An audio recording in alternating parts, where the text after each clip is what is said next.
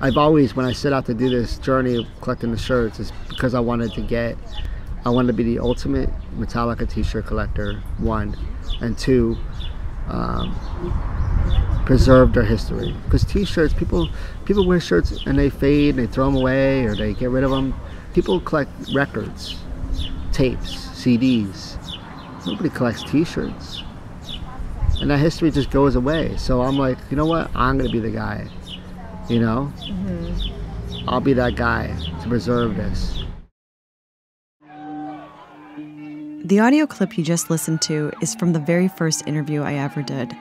It was an interview I did in 2013, and the guy you just heard, the ultimate Metallica t-shirt collector, his name is Joe Pacella. And as you can tell, Joe has a prolific love for Metallica. Joe and I met at work on the set of Glee, where Joe was the film loader. Joe has also worked on other shows like The Closer, Nip Tuck, and 24. He's currently on Code Black. But back in 2013, Joe was loading film on Glee. He brought me in for a few days to assist him in loading film. It was my first time meeting Joe, and in those few days, I found out 3 things. He was born in New York, but raised in Germany. He moved to Los Angeles to become an actor, and he has over 400 Metallica concert t-shirts. Also at that time, he had seen Metallica in concert over 60 times. Since then, he has seen them 91 times and counting, and he now has over 700 wearable Metallica items.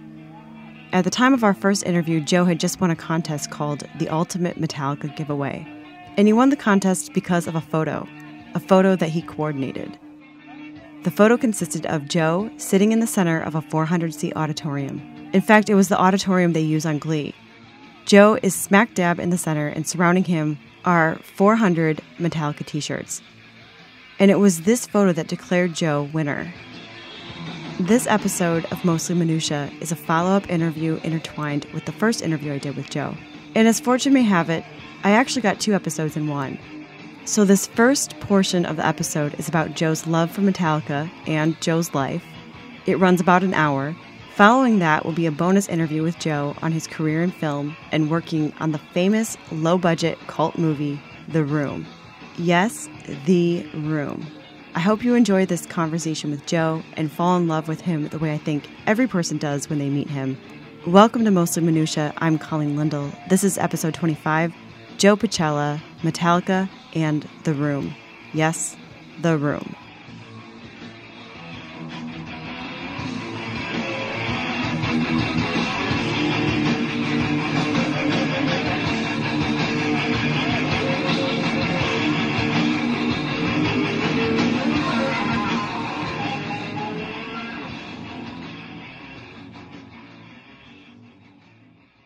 You love live music, huh?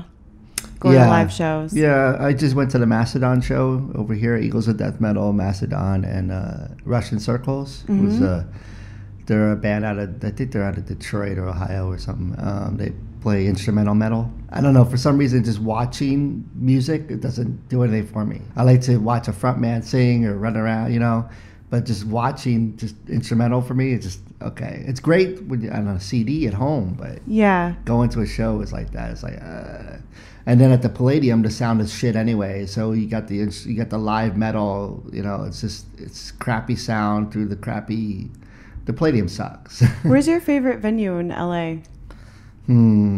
I would say I like the Wiltern. I like the Fonda. And the new Forum, they revamped the Forum now, so it's really good. I remember when I went there in 2008 to see Metallica, it sounded like crap on the floor. I couldn't hear a word they were singing. The next night I sat in the seats and I could hear every word that they were singing. So it was weird, like the floor had nothing. But now they revamped it. I guess the A's off spot, they redid the sound system. And I went to see Foo Fighter, Dave Grohl's birthday party bash. Bunch of stars like Sammy Hagar and the members of Kiss came out, and on the floor it sounded great. So I was gonna ask if you had like a favorite, what your sweet spot is when you go to a venue. If you have different sweet spots at different venues, or is it usually the same? It's always the floor, usually the rail, usually right in front. Some bands I line up for. I lined up for Metallica for 24 hours one time. Where was that? Here at the Fonda. I slept. I went after work at 10 o'clock at night. and slept on the street outside the Fonda. I was the only one there, and so I thought there was gonna be a line. Like you were the only one you slept by yourself out there? Until 9 a.m. the next person showed up. I was like, I could have went home and slept, but I wanted center mic. I never had center mic. I always get to the, usually by Kirk. Kirk's one of the guitarists he plays on the, if you're facing the stage, he plays on the right. So I'm usually on the right of the mic in the center, facing the stage. And then they all have friends and everybody cuts in line. It's always like that, That's why you want to make sure you're first. That's why that nobody's going to get in front of you. So obviously we're here to talk about Metallica and your love for Metallica, your prolific love for them. But I have to say, I wanted to give like a little introduction because we met on Glee when I just came in for a day. I think you brought me in for a day to load film. Yeah. And you were also the first person to let me interview them. And I don't even know why you did it for me, Joe, but you were like, yeah, you can talk with me, or I'll let you interview me. And you sat with me for like 3 hours one day at a coffee shop and let me just berate you with all these questions. Yeah. And you answered all my questions. It was so great. I'm probably gonna end up intertwining some of that interview. But at the time, the reasons why I wanted to talk with you were 3 things. The first day I met you working on Glee, you were like, I was born in New York, but I grew up in Germany. I moved out here to be an actor, and I have over 400 concert shirts from Metallica. And I was like, what? And those were the things I was like, I have to talk to this man. So you and I talked for like 3 hours that day. Yeah. And at the time that we were talking, you had just won this amazing contest, the Great Metallica Giveaway. Is that what it was called? Yeah. I mean, I felt like you were like buzzing with excitement. That was 2012, right? 13? But yeah, spring of 2013. Yeah. Okay, the contest I just won is called, it was called the Ultimate Metallica Giveaway. Metallica started last year, called an Orion Festival. So I entered the competition saying basically what Orion means to me is that I want to show the history of Metallica through their t-shirts. I tried to collect the early pieces. My main focus was 82 to 91. Those are the hardest ones to find, especially the early 80s. They're hard to find these shirts. I came up with the idea of using a set on our show to make it. It was the only place I could find to put out 433 items. I came up with the idea of using an auditorium and shooting it from the stage to the audience. And the auditorium cascades up, obviously. So I put each shirt on each chair, 400 chairs, and I took the picture from the stage, high up looking down, so you see everything. And I submitted that with the story of what I wanted to show the history of Metallica through my shirts. And basically I submitted it, and a week later I got an email saying I won. And it was exciting. Like, I didn't know what to do. I was shaking. I was like, and I met them in '08. It's not my first time getting to meet them, but this is different now, because when I met them, I told them, I was like, hey, I collect t-shirts. Like, yeah, nice, nice to meet you. Now, I don't know, I'm sure the band has seen this picture. I mean, I'm hoping, but I think they did. And now it's something different. They'll be like, holy shit. And I'm actually gonna blow up the picture and get that signed. That's my idea. Yeah, that was amazing. They flew me out to Detroit. I got a guitar. They gave me one of their guitars. The reason why I won is I took a photo of my shirts in the Glee auditorium, and it's just me sitting in one of the chairs, and all the shirts are all around me. And it was different levels. It was like, how big of a fan are you? All I did was put the shirts in a photo and just wrote, I just like to preserve the history of Metallica through their t-shirts. That's all I wrote as a caption. Some people wrote, I met my first, my wife at a concert, and, just personal stories about, being in Afghanistan. I mean, I was like, I'm never going to win. I mean, there's great stories here. But for some reason, that photo just, I don't know. I mean, I don't deserve it any more than anybody else. I got really lucky. I felt like a lot of people, oh, you just bought the contest. Well, I did. I just basically took my collection and just put it out as a photo. Stuff I've been collecting since I was a teenager, you know. So, but it was a cool experience. They flew me out, and you got to go to both shows, both days. And one of the days you get to meet the band. Then when James saw the photo, because I blew up the photo to, I don't know, a poster size. And when James saw it, he immediately goes, "You're the guy." And I'm like, I guess I'm the guy. And he was like, and he started going through the shirts, and there's a video of it on YouTube. Oh, you're the guy. I'm the guy. Crazy, man. I'm the guy. So where was that place? That's awesome. I work on a TV show called Glee. Oh, right, okay. And this is our auditorium. And we just wrapped for the season, so I had like a week after wrap, and I said, look, can I please use the auditorium to display the enormous amount of shirts I have? It is awesome. And that was the second time I met them. The first time was in 2008. I won through the fan club a meet and greet. You could just sign up. Anybody can sign up. Even now, to this day, the Metallica Club is free, and everybody has an opportunity to sign up for the meet and greets. And they usually choose about 10 to 20 people, depending on the city.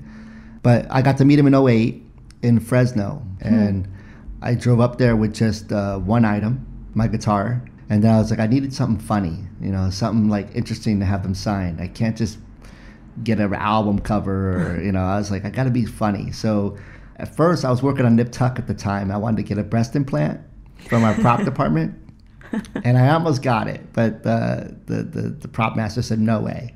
So I was like, oh, that would be so fun. So as I was driving, I stopped at a Rite Aid, and I found a black toaster, and I brought a toaster to the meet and greet. And they signed a toaster for me. So I was like, and they all laughed. Each band member was like, "Holy shit, a fucking toaster!" You know, they couldn't believe. Like, good surface to write on. Yeah. Well, that, and it was just like, it was so random. You know, like who would bring this? Like, what are you gonna bring? A Cuisinart or a mixer? Yeah. So I just wanted to be funny and stand out. So how did you first develop your love for Metallica? Like, how did you discover them? Well, it was about 85. I was at a friend's house in Germany, and they were playing Ride the Lightning. And I was like, this album was unbelievable, you know. Oh yeah! Oh yeah! Fucking Ride the Lightning!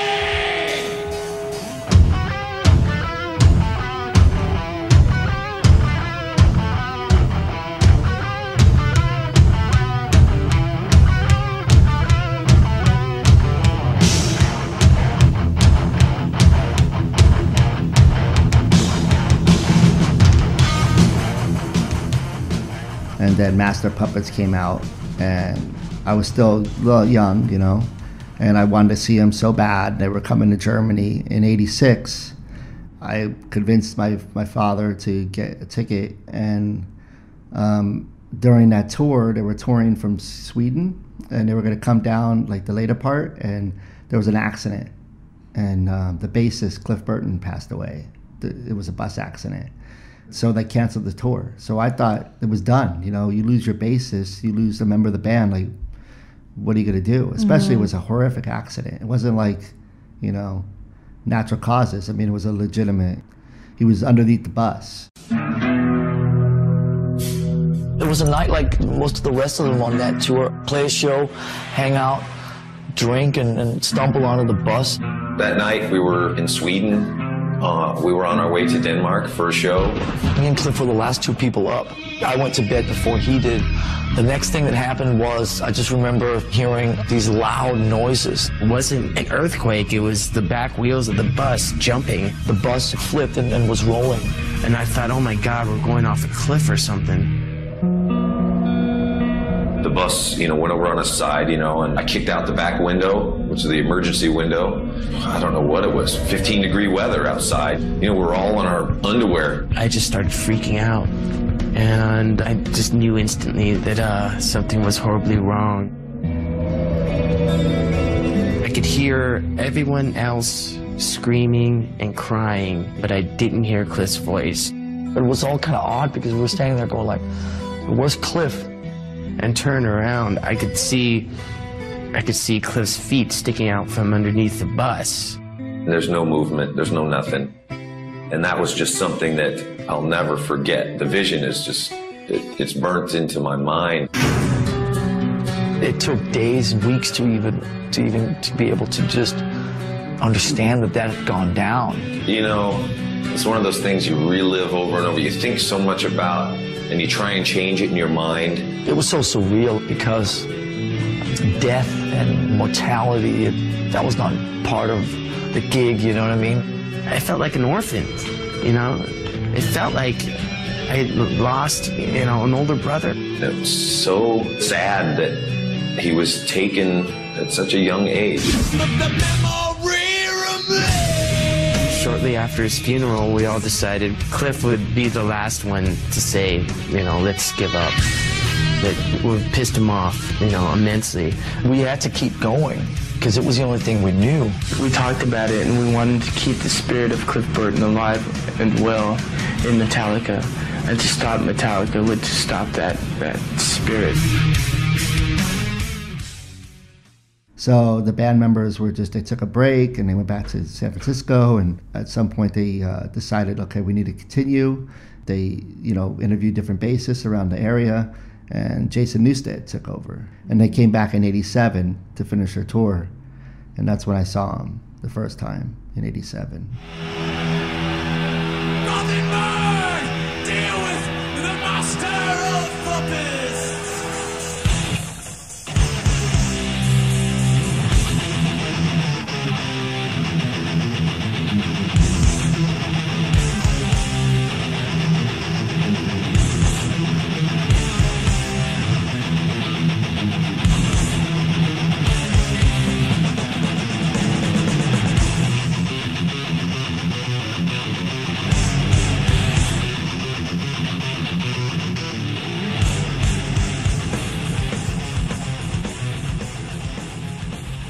And ever since then, I've been hooked, you know, like, it's like a drug. I did go through a period of time from 1996 to 2008 where I didn't see him at all. It was more like, okay, there was two reasons. One reason, I didn't have any money. And then the second reason was I wasn't really into their new music. I wasn't into their albums. They transitioned, right? They like had this pivotal time where they kind of transitioned their music. Yeah, it was a little lighter for me and wasn't like, I just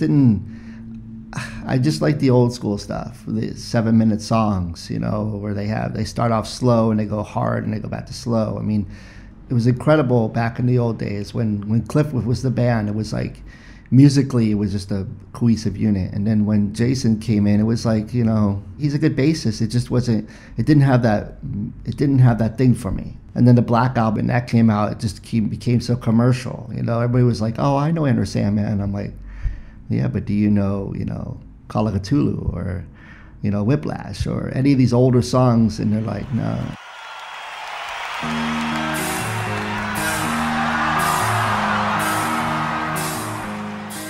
And obviously, when you get in the music business, you got to feed a family. You want to be successful. So you got to make the transition from underground thrash to like mainstream rock. Yeah. And I don't fault them for that. I mean, look where they're at now. They sell out everywhere in the world. They sell out. I mean, you know.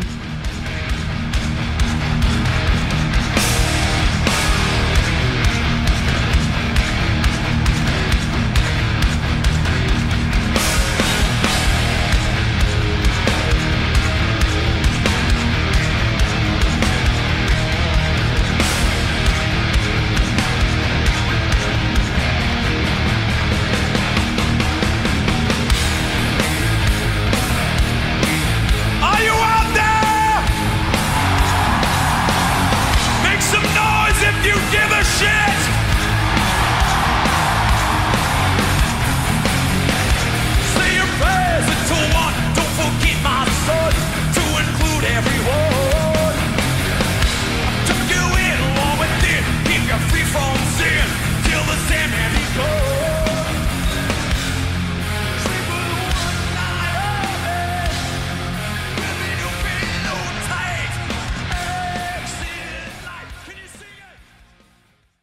So what made you start to go to international shows? Like, how long have you been traveling, or when did you start traveling? Well, I've been wanting to do this all my life. Like, I mean, when I was growing up, I went to a lot of shows in Germany because I lived there. So every time the tour was there, like 88, I went to a bunch of shows in 88, a bunch of shows in 91, 92, 93, every time they came back for the Black Album tour.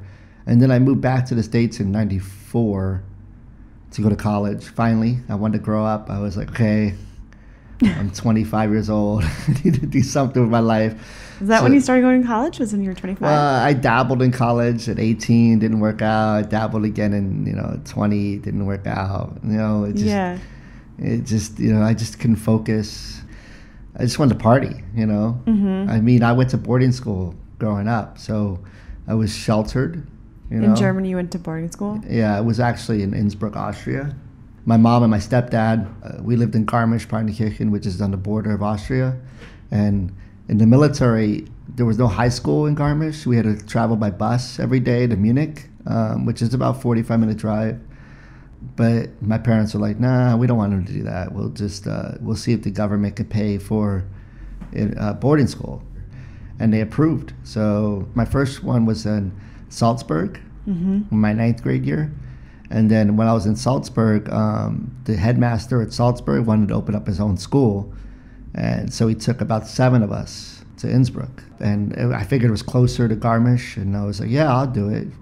Plus he wanted to emphasize more on skiing. And I was a ski racer back then. So I went to that school and they hired the female junior national Austrian coach. There was a hill behind the school and we would just train gates, run back and forth up and down the hill. And we would travel to different schools and compete against Munich International and some schools in Switzerland. I mean, it was just like we would compete around Europe. You guys just had a hill behind your school with like a lift? Mm-hmm. Wow. It was one lift and we would just train, and there were gates that come to about the knee. Your focus was to get as close to them and hit them with your shins as possible. Wow. And if you're going too slow, it would slap up, and when it hits the ground, it would come back up and hit your butt. So you have to get fast. You don't want that butt mark. So you're trying to go as fast as you can, because if it hits the ground and hits your butt, you're going too slow. So that was the focus on that. And it hurts. It was like a switch. You're like, ow.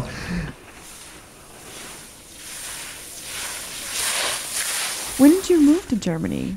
When I was 1, my mom took me as a baby to Germany. If we want to get into personal history, basically my mother and my father weren't getting along, and we have 2 brothers. I have 2 brothers, so she has 2 older sons. And my stepdad was in the military. He was a childhood friend, and he called saying he was in trouble, and my mother took me as a baby over there and never came back. So did anybody know that she went with you? Yeah, everybody knew. I mean, she was gone, but I mean, did she tell anybody? No, she just took me over there. So, wow. But all that's in the. I mean, we're all good. It's been so many years ago, and had that not happened, I would be a different person, I think. Mm-hmm. Not saying I would be better or worse or anything. I grew up in a whole different environment. Did you ever feel like then growing up that do you feel like you were having to constantly just, meet different people and like you're more extroverted because of how you grew up? Well, I grew up on military bases, so most of my friends were all from the States. Like when you're in the military as a kid, you don't look at race, you don't look at it, because you're all American. You're just all over there. It doesn't, there are cliques over there. There's the nerds. There's I would consider myself like borderline new wave, goth. It was early 80s. So it was like, all that was coming out. And then I got into heavier music and growing my hair out long. I started skateboarding. But still, we're all just American, Mm-hmm. And I did live, at some point we lived off the base, and I had German friends, Turkish friends, Nigerian friends. The only thing, I grew up like an only child, even though I had 2 brothers. So it's kind of like, I definitely missed out on that, Mm-hmm. Like I knew I had brothers, but, they would come overseas and see us, and we would travel to like Holland and together as a family, and we traveled to Italy a few times and a lot of times. my mom she's very religious, so she wanted to see the Pope, and the Pope would speak at Easter, so we go to Easter Mass, and it was a whole... You're like, what am I doing here? Yeah, are there just like millions and millions of people there for Mass? I was so little, so it felt like the world was there. Like, you know, yeah. Because I was just tiny. I was like, I don't know, 8, 9, 10 years old, and how long would that Mass take? It felt like a lifetime.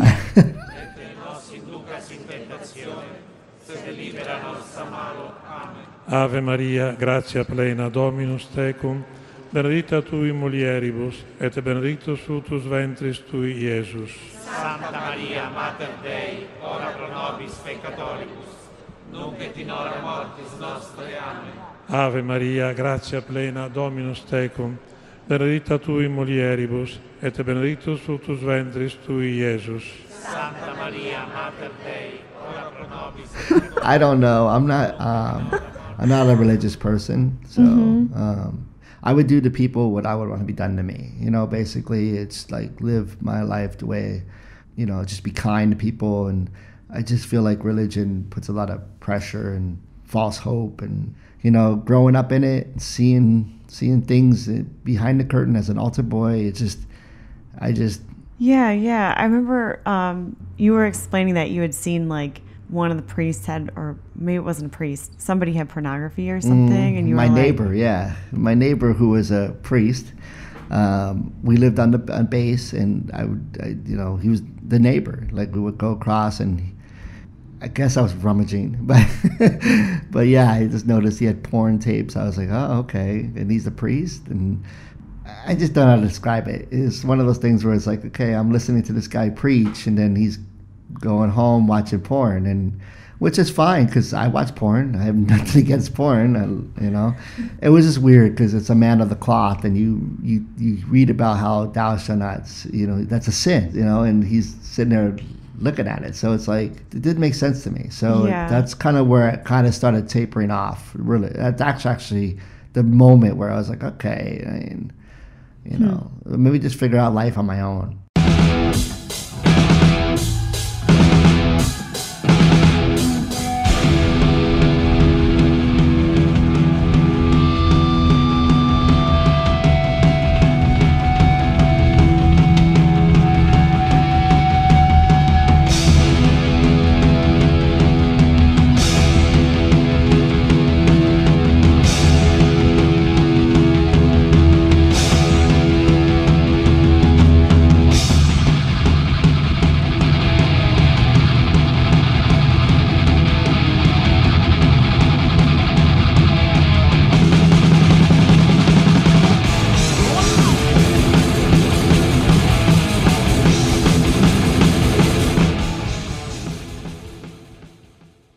Joe, I was wondering, about your shirts. Mm-hmm. You have over 400 shirts, Metallica shirts, but you have an extensive collection of concert shirts in general. Mm-hmm. Not just Metallica. Mm-mm. No, not just Metallica. I have a lot. I think many? Metallica I'm up to with the crew jackets and the crew shirts and the shirts, and I probably have over 700 Metallica wearable items. And then I collect their test pressings. I have a bunch of their vinyls on test pressings. I have like all the early stuff from Kill 'Em All to Ride the Lightning, Master Puppets, and Justice for All, and the Black Album. I probably have 35 variant test pressings of like the different releases. When they released it on Elektra Records, I have their test pressing. Basically what a test pressing is, it's the copy before they release it, and it's basically given to the producer and the band. They each get a copy of it. It's probably like 5 or 10 made before they release the album, and they all listen to it, and they give their 2 cents, and then they actually press the vinyl, and that's what all the people get in the stores, with the album art and the stickers that have the typed out labels and the copyright, everything on the sticker on the middle of the record. So I collect the pressings before, and those are only just up to the first 5 albums. My main focus was on those. I do have the Death Magnetic, which is 2008 on test pressing, but most of my focus was from 83 to 91. So I have the European releases, the different countries that, you know, they have their own records, like Music for Nations put the same record out, Elektra Records, Megaforce Records. So each time a different company, they would make their own release. I have the test pressing for most of those. And then as far as the other t-shirts, I have Maiden is my second favorite band. I started collecting Maiden shirts to fund my Metallica habit. It's just, Maiden artwork is so beautiful. The first one I bought, I just couldn't get rid of it. And then it just started snowballing. I just started going, you know, all right, what else can I find? I need the Canada 87. I need the Canada 85. I need the California 84. You know, every state would have their own artwork. So I had to accumulate because I'm a completist. I can't, I'm missing this one. I got to find it. It's slowly going away. Like I've been selling some stuff lately just to pay for this European trip I got coming up. So I've been selling a couple of my items. It's sad to see them go, but the whole reason for this journey is to see Metallica in every continent if I can. You know, I'm not going to make Antarctica. They already did that, and I didn't get to go. So, but at least 6 of the continents I can make. They performed on Antarctica. Yes, they did. They played an hour and a half in a little bubble, and they brought, I believe, 15 to 20 fans from South America, from Chile, Argentina. It was a Coke Zero promotion. You submitted, and if you won, you got to take a boat from Chile to base Cartolini, I guess, and they performed down there in a bubble, and they performed through headphones. So it was like a silent disco. Yes. Hello. Is it working? Really? Right. You would hear like the strings being plucked, and you hear like the drums being tapped, but you would have to have the headphones to hear the whole experience. They did 7 continents in 1 year. They broke a record. Wow. They did it all in 1 year.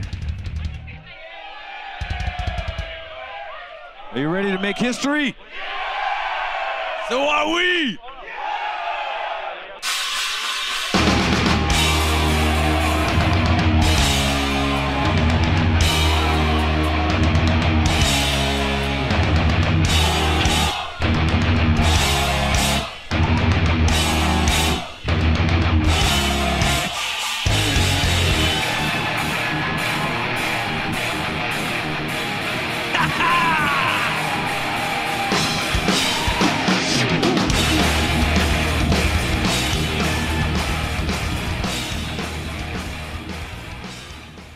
I wanted you to describe your process of how you deal with your shirts, because you said you have them like stored in bins, but that you gotta rotate through them. Can you explain that a bit? Yeah. So when I first started collecting shirts, like intensely collecting them, I had them in like I started putting them in plastic bags and like kind of like comic book style to display them.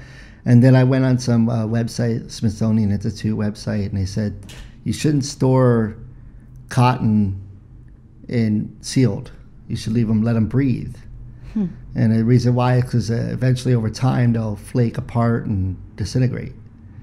And then I found out you need to start wearing them and washing them and get your oils on them, and it keeps them alive for a lot longer. So I rotate through. And when I wash them inside out, and I hang dry all the vintage ones. All the real new ones that are 100% cotton, I just dry in the dryer. But the old school ones are so small as it is. I guess back in the day, an extra large is like a medium now. I mean, because people were skinnier back in the 80s. Larges back then at 50/50, those tend to run smaller. But I store them in by year in plastic bins from Target. Leave a little corner open so they can breathe a little bit, but rotate through them. And that's pretty much it. You have like a certain kind of detergent that you like to use? Nah. Okay. I don't use. Sometimes when I was buying shirts and from other collectors that I didn't have, there'd be like some pit stains. So you take OxyClean. You soak it in OxyClean for like an hour. What I did is I rubbed the OxyClean in the area, with a glove, and leave it in the in the water in the solution for like an hour, wash it in the wash machine, and then pull it out, and it looks brand new. It's like white as white can be. Wow. And then the colors still stay strong on the image too, so it doesn't rip off the colors either. But whatever you do, don't leave if it's a lot of colors and stuff. I had, when I was experimenting with one of the Maiden shirts I got, a very rare shirt, I left it in too long, and the color started bleeding, and the shirt became pink. So I had to redo it, and I got the pink out of it. I was so nervous because that shirt's worth thousands of dollars, and I'm like, Now back to some songs where you can help me sing, all right? I need all the help I can get singing tonight on the next song, okay? You ready to sing loud? Fortune, fame, mirror of vain, gone insane, but yeah.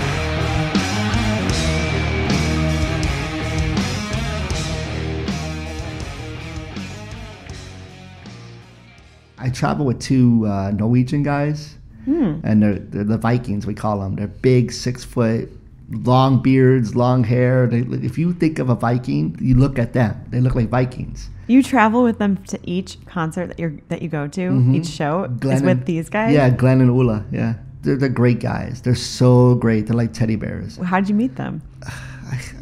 We can't specifically nail down the time frame, but they've come to the States a lot for shows, and I met them at one of the shows in the States, and ever since then we've been, in communication, and we see each other at another show. They come back, and we at Ryan festivals, and then, at these secret gigs that they put on, like Metallica does these little one-off gigs at like it's the Fonda, different things like that.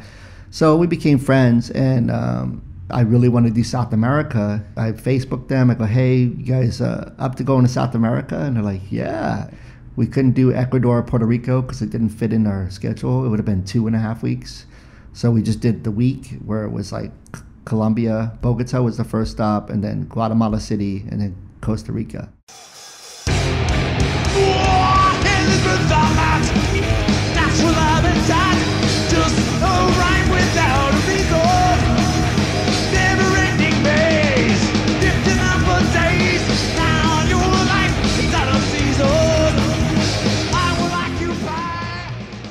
Well, when I was in Guatemala City, it was pouring down rain the whole show. Pouring down rain. It was pouring down rain 2.5 hours. It finally let up around the last song. So after the show was over, I turned around, and there were 2 girls and 2 guys, and I was like, how'd you like the show? And luckily, one spoke English. She was like, oh, it was great. It was our first time. And she was like, it was so awesome. I was like, did you get any guitar picks? 2 of them said yes, and then one guy said no.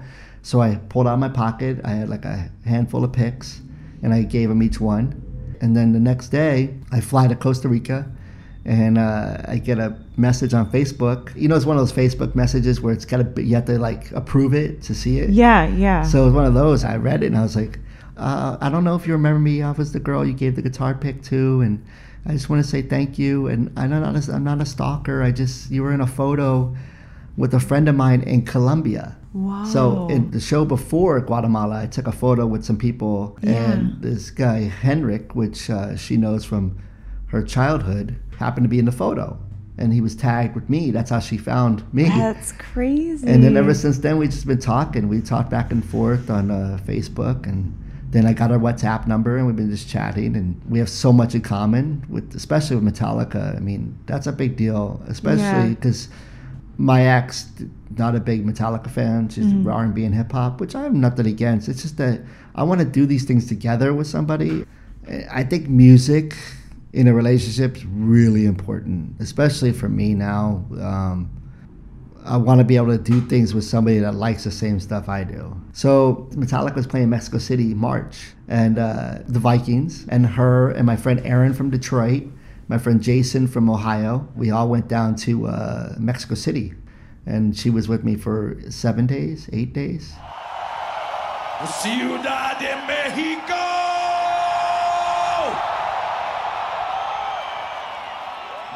Are you feeling good tonight?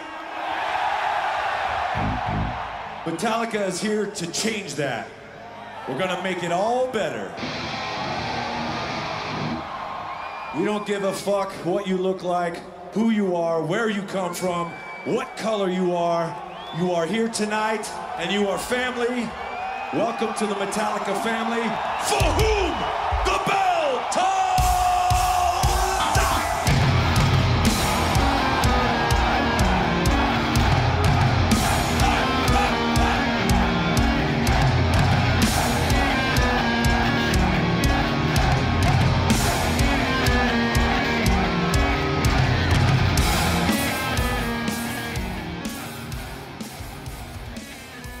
It was just so much fun connecting with her and getting to finally actually, because I never met her.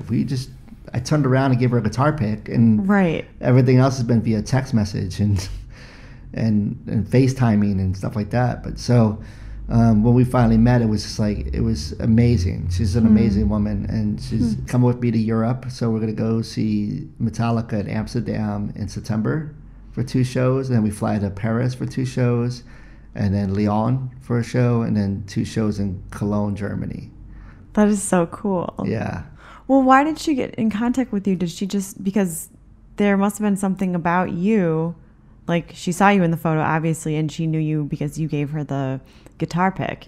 But there must have been something about you specifically that she was like, I really need to pursue finding this person on Facebook. She just wanted to thank me and say, you know, and just become my friend. She wasn't looking for a boyfriend or, you know, anything. Yeah. You know, it didn't get serious until around Thanksgiving. For me, it was around Thanksgiving. So, and do they throw out tons of those pics? Yeah. What they do at the end of the show, Rob and Kirk go around with solo cups, and they'll just toss, like, there's hundreds of pics getting thrown. And then James walks around and he gives the ones off the stand. And then he throws out his wristbands, his sweatbands. And then Lars throws out his drumsticks. He doesn't really throw them out. He comes down and he waves them just above your fingertips. And you're like, you're trying to beg for it, and he'll just walk away. I found, though, if you do an ugly face, he'll give it to you. Because I did that. I made an ass of myself at the Fonda Theater. I was just like, I've gotten 1 drumstick from him at the Vancouver shows. And that's because I held up a sign saying I've been to 63 shows and I have one sticking drumstick. And I listed my friends, who one has like 8, one has like 6, and I was like, and Joey 0. And I held up the sign, and he felt bad for me, and he threw a drumstick. And then at the Fonda, you know, I waited in line 24 hours. I got inside. I was front and center mic, and at the end of the show, I just took my glasses off, and I just started foaming at the mouth and drooling and crossing my eyes and making some fun, my tongue hanging out. And I look up, and he's holding the drumstick at me, and he gave it to me. And I was like, my second one, thank God. I just need one. I need a sweatband from James, and I think I got everything. Was there anything that you wanted to talk about regarding Metallica that I didn't ask you? I think that everybody should go out and see at least one Metallica show in their lifetime. You know, even if you're a hip-hop fan, country music fan, it's 2.5 hours of I just don't know how to describe it. When you watch them live, it's just... I mean, I've seen them 91 times in my lifetime. I'm trying to work my way. My 100th show will be in Cologne, Germany, and it's where it all started. Like I said, they will not disappoint. It's amazing. And I got to know the former bassist I was talking about, Cliff Burton. Mm-hmm. I was coming back from Detroit at that one show where I won the contest, the Ultimate Fan competition. And I'm on the plane, and Cliff's dad gets on the plane, Ray Burton, and I'm like, oh my God, there's Ray Burton. He's out there always at shows. You see him, you know, yeah. he's like the father of the band. He's like, Cliff can't be there, so Ray's there, you know, and he's 92 years old. But anyway, I'm on the plane, and I'm sitting next to the son-in-law. And he's asking me how do I enjoy the show. And I go, how do you know I was at the show? He's like, come on, you got long hair, you're coming from Detroit, you're wearing a Metallica shirt. I'm like, okay, got me. So I told him it was great. I got to meet the band, and he's like, how did you get to meet the band? I showed him that picture on my phone of the t-shirts. And he's like, oh my goodness. He's like, Casey, I want you to look at this. And she looked at it, and she goes, Dad, look at this. And it was just like, it just snowballed. Like, he saw it. He was like, oh my goodness. And he started talking to me, and we became friends. And now his family and we do videos for his Facebook page, Cliff Burton Family on Facebook. it gives the fans knowledge and stuff about Cliff growing up and when he found music and playing baseball and, different things that fans didn't get to know because, Cliff was taken at such a young age, You guys shoot those right here in LA? Yeah, I go to his house and I shoot like 4 or 5 and edit them right there. And it's basically a camera and we just sit down and we just talk about his record collection, for example. We go through all of his vinyls and Ray picks them up and we talk about them and so I brought back stories from Mexico City. I took some video of different fans talking to Ray about his son, and I edited them together, and I showed Ray. It's because he can't make it to all these. He can only make it to the ones in the States around the area. He can't really travel very much, so to these countries. So I brought the countries to him, So yeah. It's just like the impact that his son made in the short time that he's with the band. He was only with the band for 83 to 86, So that short amount of time, the impact that he's made musically in this world is you could ask any Metallica fan about their favorite bassist, and I guarantee you 99.9% will say Cliff Burton. He made such an impact musically, and just he's an amazing kid, and then getting to know his father and listening to these stories about him, it's just, it's like I wish I could have met him, His father's unbelievably great, and they're an amazing family, and this Metallica has brought me in such a way to connect with certain people that I never would have connected with before. Yeah. Joe, it's like your whole life came full circle in a strange way, because you discovered Metallica in Germany. Cliff passed away. You didn't think that the band was ever going to come back together. They came back together. You followed the band for years and years and years, and then you meet Cliff's father on the plane. Yeah. And your photo that you took impacts his father. Yeah, it was. And now you're helping him make these videos. I think that is so cool. Like, what a gift. Yeah, I like to see him smile, and when I show him videos of other fans talking to him, it's like I'm about to get choked up because the look on his face when I came back from Mexico City with some of those videos was just like, he's just so, it's like, his son was just like, I don't know how to explain it. You're a long-haired metal band, but the impact of his son was such a genuine, you hear these stories and it's like, the stereotypical metalhead is not what Cliff was. He's very generous, very kind, very giving, I wouldn't have known any of this about him unless I talked to his father, Hello, everybody. This is Ray Burton. I just want to talk to you very briefly about the anniversary coming up of the accident that took Cliff away from us. And maybe show you a few little things that Cliff, his activities as a child, and little, well, anyway, it'll be a little kind of history. Some of it is from the very beginning, when Cliff was born in 1962, and I will try to convey some things that I found extremely loving of the young man. And he was quite a young man, to say the least. And that's from a very, very young age. He showed his mother and me examples of, he was pretty extraordinary, just even as a young child in school. And I just want to let you know that we've started a Instagram and Facebook site, and it's available under Cliff Burton Family. And we would like your comments. If you have photographs or if you want to play music, that would be fine. We would just love your comments, and we want to wish you the best and have a happy new year. How'd you fuckheads like to meet Cliff Burton, the major rager on the 4-string motherfucker?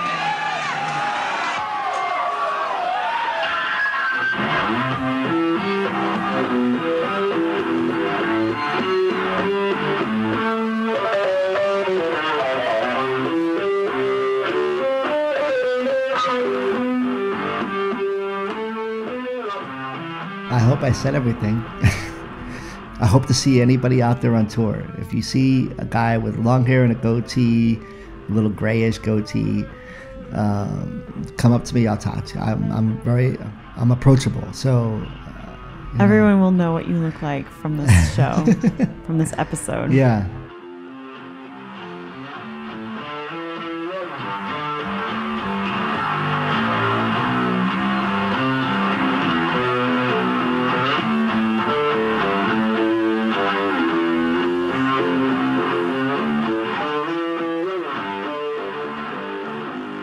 This episode of Mostly Minutia was recorded on location at both Fix Coffee and Epiphany Space in Los Angeles, California. Epiphany Space is a nonprofit creative co-working space located in the heart of Hollywood. Maybe you're a writer looking for a quiet room that is not your apartment.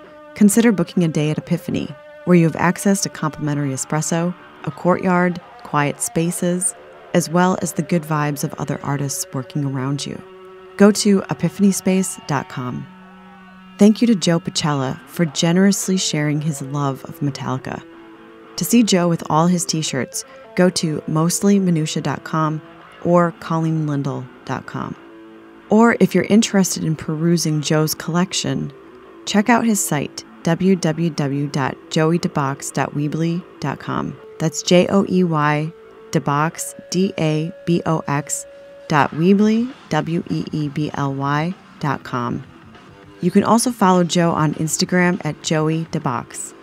And as always, you can find links to everything talked about in this episode's description, which you can find wherever you're listening to this episode right now. So Joe's meet and greet in 2013, the Metallica Freeze 'Em All concert in Antarctica, Cliff Burton family Facebook page, all these links are located in this episode's description, as well as the show's site, mostlyminutia.com.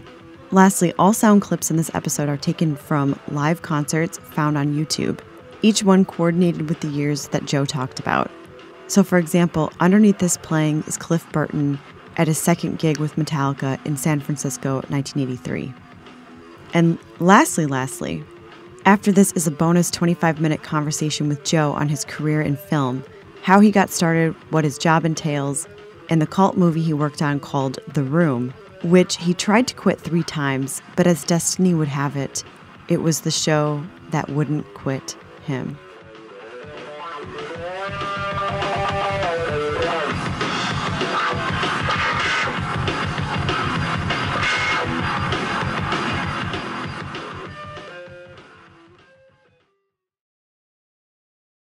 A little backstory. I moved out here in right after college. So 1999. I know it took that long to graduate. But 99, I moved out here and I wanted to be an actor. And I went on one audition, got rejected, and I was like, okay, I don't think I could handle this. I don't have the stomach for this. So I looked it was a publication called Backstage West. In the classified section, there's listings for independent movies, looking for people that you won't get paid, they're freebies. But I needed to start somewhere because I wasn't union. I didn't know how to go about it, so I just got on this independent project. It was called Swirl. It's been released since then. It was deferred pay. I still haven't seen my check, by the way. Deferred pay in my butt. Anyway, but on that show, I was the PA, and then basically the DP on the show, his name is Todd Barron, he thought I was funny, and he said, you're going to load film. And I was like, okay. I even acted in it. I play an angry commercial director, where I just yell at people in the car, and that's it. It was basically 20 seconds of screen time, if that. We are definitely posting a link so that people can find this movie. So I learned how to load on that film. It was all short ends, and I don't know if explain what short ends are. It's most film came in the day usually come in 2,000-foot loads, which are mostly for TV, sitcoms, and stuff like that, and then 1,000-foot loads, 400-foot loads, 250-foot loads, and 100-foot loads. Our short ends were from Dr. Rostock, which is a company here. I don't think they're around anymore. I'm not sure, but there was a company here. If you're doing independent movies and you need some cheap film and you don't want to spend a lot of money, you go to Dr. Rostock and get the short ends, which is the ends of the film that bigger shows sell to Dr. Rostock. but it's like 400 or less, you know. It's like the scraps. Yeah, it's the scraps. It's like the bottom of the barrel. And it's weird for as the loader, right? Because you never really know. You're like, I think that this is 200 and, yeah, you know, 210 it's just written on a piece of feet. tape on top of it. You don't know what you're getting. And sometimes it'll be like, it'll say it's 350 feet and it's really like 280 or something. It rolls out in the middle of the take. I mean, we rolled out so many times on the show, and because we didn't have enough, some scenes were 4 minutes long and you just don't have enough, you know, you only have 2.5 minutes in the can. So you had to keep changing rolls. And basically I just learned on the job. I didn't, in college, I went to film school in Eastern Washington University, near Spokane, Washington. And we had high-8 camcorders and S-video camcorders. We didn't have anything. We didn't have any film cameras. You just learned the fundamentals of making a movie, but not the actual stuff you use in real life. So all this was new, Arri cameras and Panavision cameras. I mean, I didn't know any of this stuff, but I learned on the job, and that job took me to another job, and I did a lot of low-budget movies, Leprechaun 6, Back to the Hood, Beethoven 5, Falcon Down. I mean, all these low-budget, Land Speed. I mean, all these independent, low-budget, straight-to-video movies. But it gave you the training to learn how to deal with set etiquette, how to build a camera truck. As a loader, my responsibility basically are film, you know, make sure the light's off in the dark room. So when you're loading the film, you don't expose the film. You do inventory of the film. I order the gear. When my first tells me what we need, I make sure we get it in a timely manner. I also call if we need extra people to work on a different day, like we have 3 cameras one day and it's a 2-camera show. My first will give me a list of names. I'll call and see if they're available. I come back and, you know, we put our heads together and say these people are available, and we hire the extra crew. So I do all the phone calls, and then I do all the time cards, which is like, it's not like a job requirement, but it's one of those things where it's kind of like not spoken. You just do it. Yeah. I mean, it's like, so I do everybody's time cards. I check their times. When we get paid, I make sure all the times reflect what I turned in. Meal penalties, everything I do. I have a spreadsheet that calculates everything. So when I just get the check, it takes me literally a minute from when I receive the checks and then give them the checks in their hands. So, and then nowadays, film is slowly going away, especially in TV. We turn into data managers. There's a card you use in the cameras, and you take it and you put it in the computer, and all you do is it dumps it to 2 hard drives, a backup drive, and then a drive you send to post, and then they edit it from there. So at night with film, I used to be out of there. When they called camera wrap, I would take the mags to the truck, download them, button them up, send it to, give them to the driver, do the out time sheet, and I'm out of there within 5 minutes. Now it takes me 30 minutes. Sometimes you have 2 full cards, and you try to reload before, but sometimes you can't, and you got to sit there and wait. You can only go as fast as the card reader and the computer allows, and unfortunately, it takes about 10 minutes each card. So.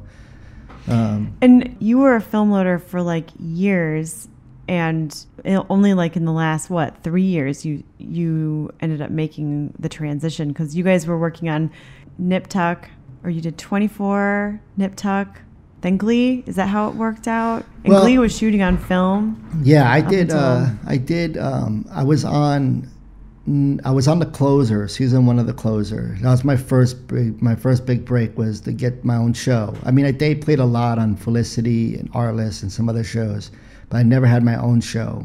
Day playing is where you're the extra camera person that they call. So my own show was The Closer, season 1, and I did that, and it's like a mini series. It was like one of the first series that only did like 15 episodes or whatever back in those times. Most shows were 22 episodes back then. Mm-hmm. So it was one of the first cable shows that were doing like, we'll do a half season or something.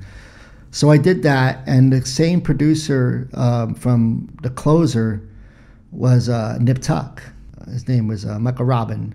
The loader on Nip Tuck got my number from Michael Robin, saying the loader from The Closer is available. So I came in and started working on Nip Tuck with that crew, and then from there, from the Nip Tuck boys, they knew somebody got hurt on 24. The loader on 24 hurt his ankle. So I went over on 24 and took over for him for 5 months. And then Nip Tuck The Closer came back So then I went back to the closer, and then halfway through the closer season, I went to Nip Tuck, and then I stayed with them for years because Nip Tuck crew went to Glee, and Glee went for 6 years, and I was loading film for 4 of those 6 years, and then we transferred into HD from there. So I've been loading film for probably like 12 years, and then went to HD for about 4 years ago, because 2 years, the last 2 years I've been on Code Black, and now it's HD as well. So.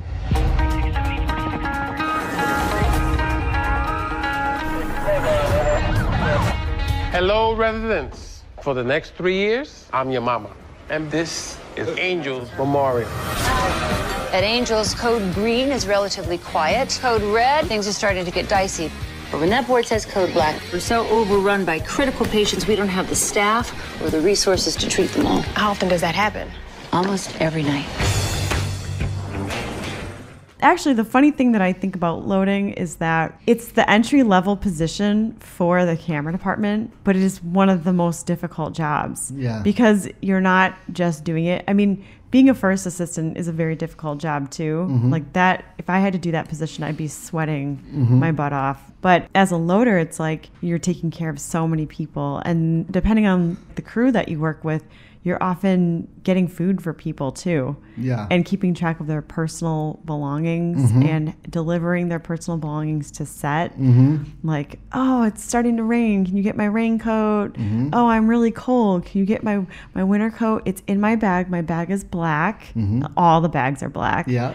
You're like, oh my gosh. It's so true. Yeah, it's difficult. And nobody job. ever consolidates. Like, it's so as soon as I come to set with one thing, somebody's like, "Oh yeah, can you get mine too?" And I'm like, and there's how many people? 1, 2, 3, 4, 5, 6. There's 8 of you people, and it's like I feel like I go to the truck a lot, which it's just sometimes people are not around when it's being announced and they're like busy doing their own thing, and then they see it come and like, "Oh, I'm getting cold too. My sweatshirt. Can you get my sweatshirt? Or can you make me a coffee?" Or sometimes our producers or our writers, every end of an episode, they'll get like a truck and they'll be like, "Oh great, it's the crepe truck is coming." And I'm like, "Great, the crepe truck, that's going to take about 20 minutes per crepe." So I'm like, "Great." I'm standing in line for like an hour and a half for freaking 8 crepes. And it's like, "Joe, camera reloads." I'm like, "Yeah, I'm a little busy getting you Nutella crepe right now. Give me a break," But it's, you laugh about it. But I mean, especially with HD, you have plenty of time to do that. When it's film, it was so hard on film because I'd be running. You get 3 mags per camera, So when you're shooting 400-foot loads on a crane, or Steadicam or handheld, you have 2 cameras and they're reloading every take, and you're running back and with 3 mags. You're running back and forth to the truck to download them and then reload them and get back to set before their other mag is done, because that could jam, and then you have 1 mag, and then you have no leeway. You gotta run. You're running your butt off, basically. And so when somebody asks for food or something like that, there's certain priorities you have to like, look, hey, I'll take care of that when we have a break right now. But HD is it's a little calmer because you can't reuse the cards anyway. But with film, you have to turn over those mags. It's no never-ending mag. So HD is a lot easier to do those personal tasks. And yeah, there's been times, even in my early days, where I had to go get dry cleaning for the DP. Leave the set and go to get dry cleaning, or there's certain people out there that you do those tasks for. And if you want to get ahead in this business, the only way to do it is you have a smile on your face. "Yes, sir. Yes, ma'am." And you just do it. I found if you complain a lot and you're lazy, you don't work as much. So, I got another story. This is a whole nother sidetrack. But if you're a fan of The Room, which is a movie that it's the shittiest movie in the world ever made. Yes. I worked on that movie. Shut up. Yes, I worked on that movie. I worked from first day of photography all the way to the last day of photography. I even though there was 3 DPs, I kept going back to that shitty movie. Yeah, that's a whole nother episode. Was that shot on film? Yes, it was shot on film and HD. It was the very first, the cameras that we used on that show You know, there's a documentary coming out called Room Full of Spoons. And I did an interview for them. So I want to wait for that to come out. When is that coming out? I think in June. Okay. It's roomfullofspoons.com, and I got to watch a cut. I watched the cut of it, and let's just say it's good. It's good to hear. I don't know if you're a fan of The Room, but Tommy Wiseau is the director / producer / actor / money man / this / I mean, he was everything.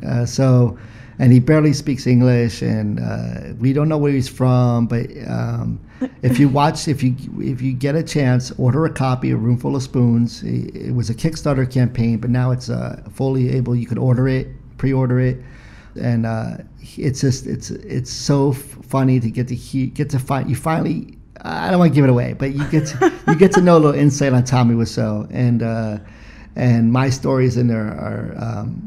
You'll laugh, trust me, because there were some funny moments that I caught, and I was no filter with it, because I don't really give a crap about I'm not worried about me not ever working again in this town because I bash mouth Tommy Wiseau. I really don't care. It's just there were some things on that movie that I saw him do that I was just like, I have to get this out. And when they contacted me, it was perfect, because I've been contacted for books and other stuff, but I just turned them all down. But for some reason, I knew the documentary was going to be legit, and I was like, I got to do it, and that's where I... Oh my gosh, I cannot believe you worked on that. Mm-hmm. I'm stuck at that first thing that you just said. That's so crazy. I got 2 credits on that movie. Like, if you watch the credits roll on the film, there's Joe Pacella twice on there. I'm like, why are you on there twice? I don't know. It says loader and second AC or something. I don't know. And you didn't second? I firsted. I did everything but shoot it at some point on that show. I started off as the loader. First DP quit. They got in another DP, Graham Fudafas. And then he quit, and Todd Barron took over, which is the DP that got me into the business. Mm-hmm. He's like, I got this shitty movie, and I was like, don't tell me. And I told him the name of the movie before he told me. I just knew. And it was. Sure enough, he was on. I was like, great, I'll come back. So I went back to it, and... all this is. I told this story in. You couldn't escape that movie. No, but it was one of those things where I wasn't working, and it was like, whatever. It was shot at Burns and Sawyer. It was shot in the parking lot in this little back room. It was literally a size of a closet, and it was just like I had to see this piece of shit through. For some reason, I just had to see the next day what he's gonna do. I mean, there would be days where we shoot for we'd be there all day and we get one shot because he was either late or he's trying to rehearse, and I mean, you got to just watch that. I don't want to give as much away after the documentary. But everyone should go see it. Everyone should go see that documentary. But everyone should watch The Room first. Not Room. The Room win an Oscar or something. Like 2 years ago. This is called The Room. Yeah. And the acting in it is something to behold. And so everyone should see The Room first and then go to see the documentary. Yeah, but basically try to look up in your town, it's probably going to be more in major cities than little towns, but try to look it up. They usually do midnight screenings once a week, once a month somewhere. If you go to theroom.com, I'm promoting now the movie, but if you go to their website, I think there's a list of when they play it, but I know in LA they play it in Westwood, a midnight showing every month. And people dress up. I mean, it's like Rocky Horror Picture Show, but modern. The premise of the movie is nothing like Rocky Horror. I'm just saying, there was a huge cult following like that, and they can't help but do midnight screenings. Yeah. I mean, they're throwing plastic spoons at the screen during the movie. You got to just go and watch it with an audience that's always going, because then it's an experience. If you rent it on DVD and watch it at home, you're like, what the hell am I watching? But when you watch it it was weird because I didn't see a cut of it. And then one night it was playing at Lemley's in Sunset 5, and a couple of old crew members were like, hey, well, let's just go see it and check it out. I heard it's like this cult thing. And I'm like, all right, whatever. So we went there, and Tommy saw us in the line.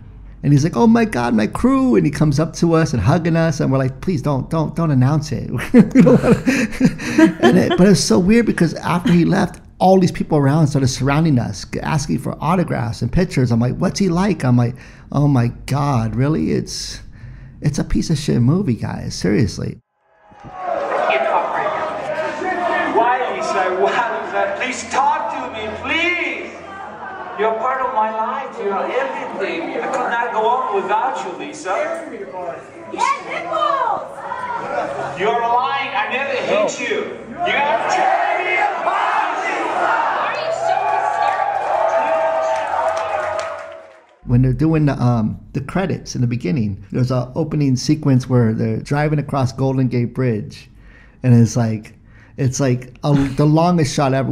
I was there for that, by the way. We stole all those shots. Me and Todd, just us two. That's it. Went to San Francisco, and we shot all the San Francisco stuff with Tommy and Greg. Greg is the other actor in the show / producer / Tommy's assistant. And so we're stealing all these shots.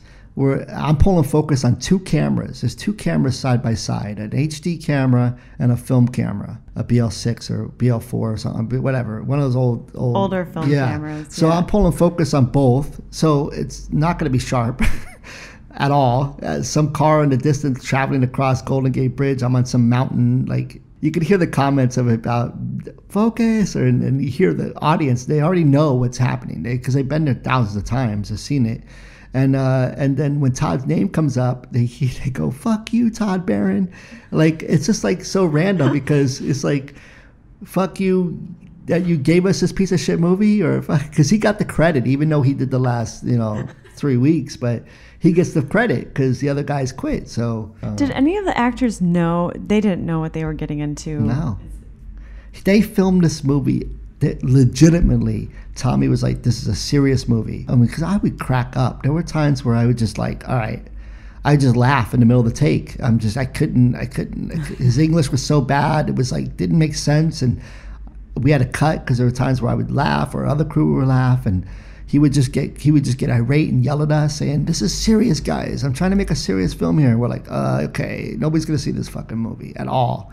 And it turns out like, years later, it comes out, and I don't know how. I guess some writers, some comedic writers, were watching it, and they invited their friends, and then they started making fun of it, and then it just grew. It just grew into this massive cult, and I don't get it. I was like, this movie's I never thought in a million. I was like, fuck it, I'm getting paid cash, $200 a day cash. It was like easy money. But we shot maybe, I don't know, that we didn't shoot that much a day because it was not organized. Yeah. So it was just like, it's like easy money. I'm not doing anything. No calls for other shows. So I might as well just do this in my free time. So yeah, it's you got to see it. I mean, what's the name of the documentary again? Room Full of Spoons. A Room Full of Spoons. Yeah. Okay. And Rick Harper is one of the producers. He's the one that contacted me. They're from either, I think, Montreal.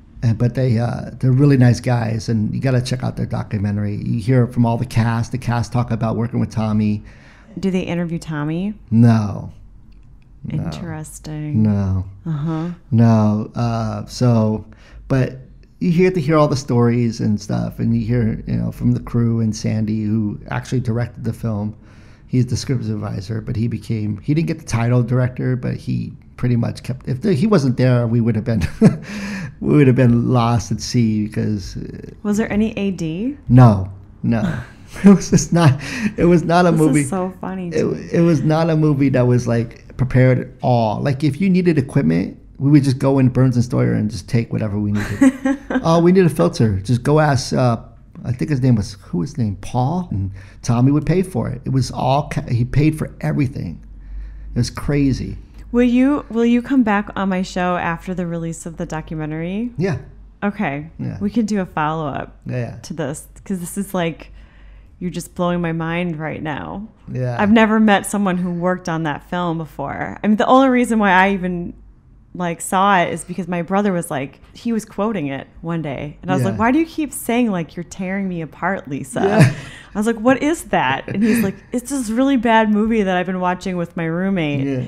And he showed it to me, and I was like, "Is this real?" I just kept asking him questions while we were watching scenes.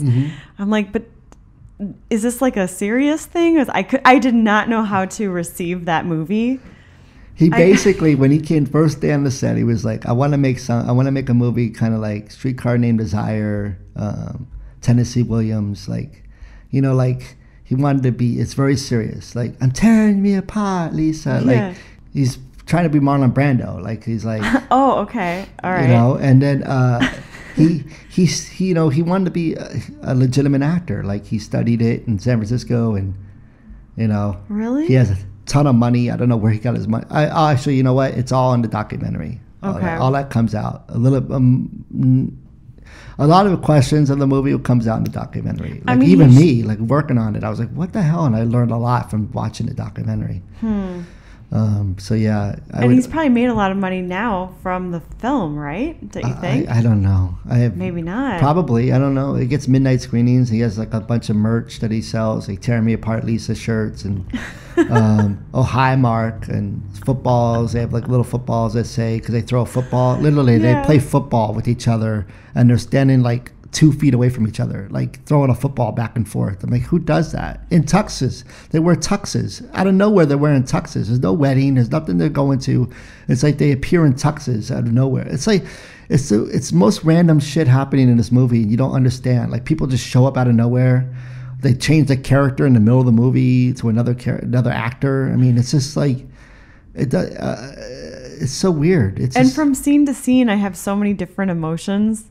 I'm like, I feel uncomfortable a lot of times, but there's no thread, like the flowing from scene to scene, and there's the thread's not there, so it just leaves you with like these vignettes. Yeah. It comes out June 1st, shipping worldwide June 1st.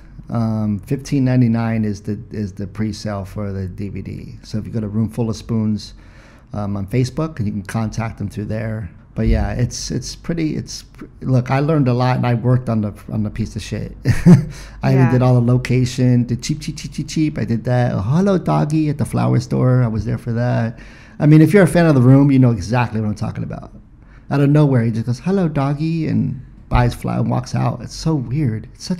There's no flow. It's not even like a bunch of sketches put together. It's just like, it goes against every part of film. Like, it's not even like abstract at all. It's like, it doesn't make any, like, I would understand if it's one of those like Fellini movies where you're like, where it's like art. It's just from top to bottom a piece of shit. But I recommend that piece of shit. I recommend you go see it and laugh about it, and then watch the documentary. Yes.